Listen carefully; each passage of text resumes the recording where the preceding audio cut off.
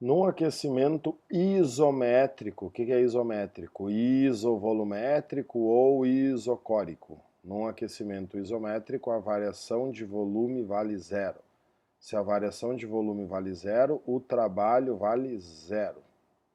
Se o trabalho vale zero, a variação de energia interna é igual ao calor fornecido.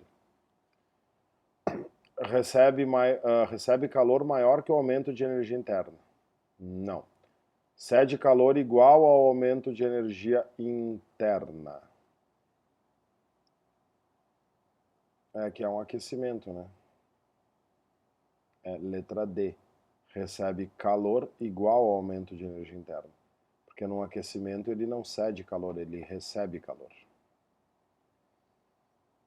Numa compressão isotérmica de um gás perfeito. Todas essas questões têm que ser feitas assim. Ó. Falou em isotérmica, a variação de temperatura vale zero. Vai escrevendo tudo, que daí as questões não te enrolam. A variação de temperatura vale zero, então a variação de energia interna vale zero. Então o calor é igual ao trabalho. Então isotérmica, não troca calor com meio, nada a ver, isso é adiabática. Troca calor menor que o trabalho? Não. Igual. Cede trabalho que é integralmente transformado em calor. Sim, porque é uma compressão isotérmica. Então ele recebe trabalho porque ele foi comprimido e esse trabalho é integralmente transformado em calor. Numa expansão isobárica de um gás perfeito, isobárica. A isobárica é a única que aceita as equações como elas são. A variação de pressão vale zero. Então o trabalho é a pressão que se mantém constante vezes a variação de volume, e a variação de energia interna é igual ao calor menos o trabalho. Só cuida que como ela usa a equação, ela usa a equação completa, qual é a confusão que existe aqui? É uma expansão, certo? Numa expansão o trabalho é positivo. Se o trabalho é positivo, a variação de energia interna, nesse caso aqui, também vai ser positiva, porque numa expansão isobárica a temperatura aumenta.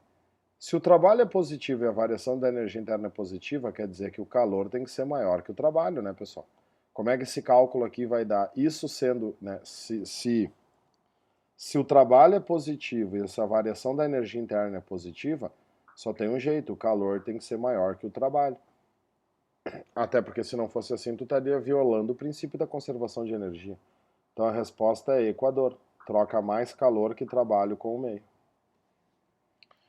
Vou apagar e vou dar uma subida. Numa transformação adiabática de um gás perfeito, bom, agora é adiabática.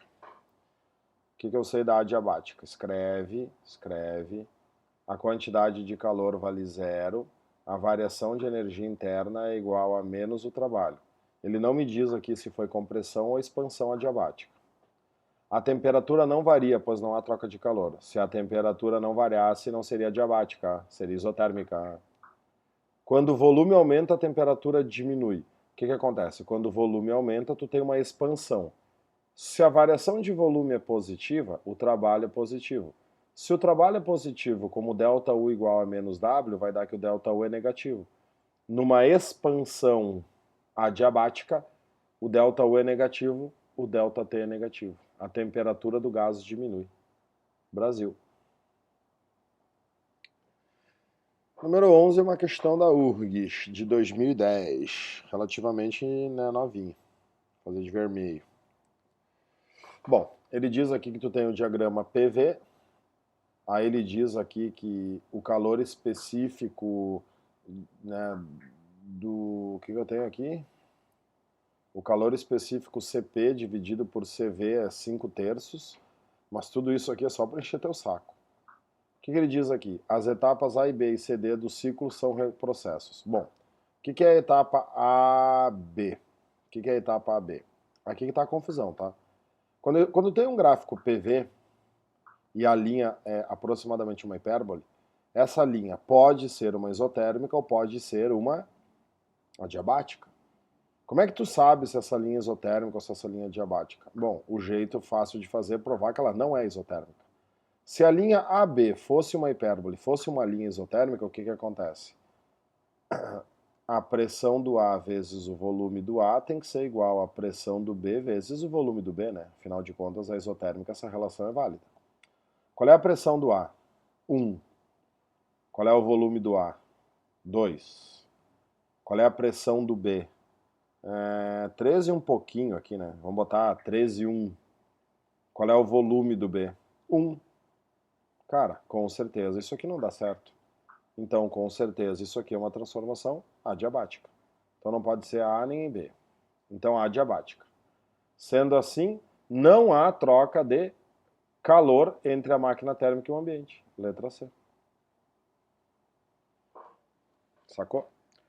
Para ver se uma hipérbole é adiabática ou isotérmica, tu sempre tem que fazer o cálculo provando se ela é isotérmica. Se ela não for isotérmica, ela só pode ser adiabática.